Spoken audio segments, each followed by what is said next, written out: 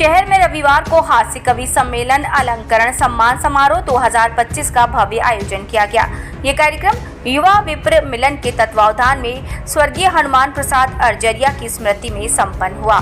समारोह में हास्य रस के सुप्रसिद्ध कवियों ने अपनी रचनाओं से श्रोताओं को देर रात तक ठहाका से गुदगुदाया।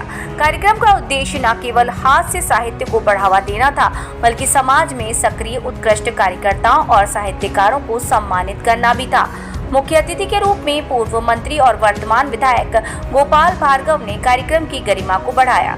उन्होंने कहा, कला, साहित्य और संस्कृति किसी भी समाज की पहचान होते हैं। इस प्रकार के आयोजन से समाज में सकारात्मक ऊर्जा का संचार होता है।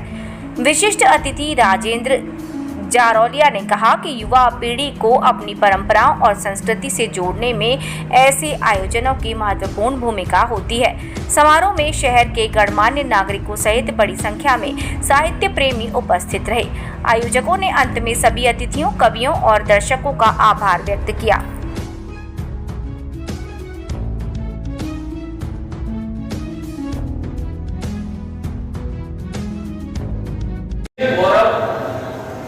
करने की चीजें हैं, धीरे धीरे जैसे ही आपके मन में इन चीजों के प्रति सम्मान होगा,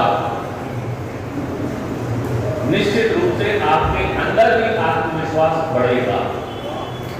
यहाँ पर एक पीढ़ी बैठी हुई है, मैं यूँ कहूँगा कि एक लंबा समय, अच्छा समय इस पीढ़ी ने देखा, लेकिन इनके देखते ही देखते अब एक ऐसा समय प्रारंभ हो रहा है जिसमें कहीं ना कहीं आपके सम्मान की हानि प्रारंभ हो गई।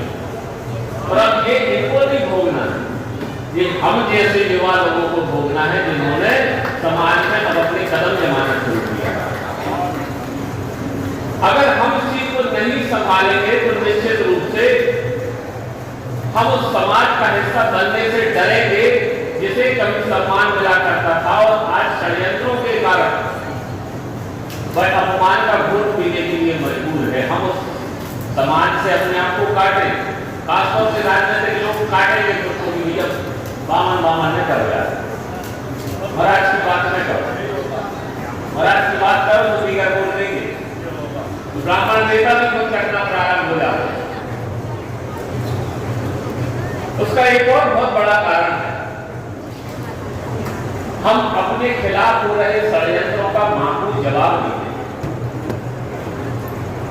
अभी एक और ब्राह्मण समाज का कार्यक्रम था, वहां पर मैंने अपनी बात रखी थी, निवेदन किया था सभी लोगों ने।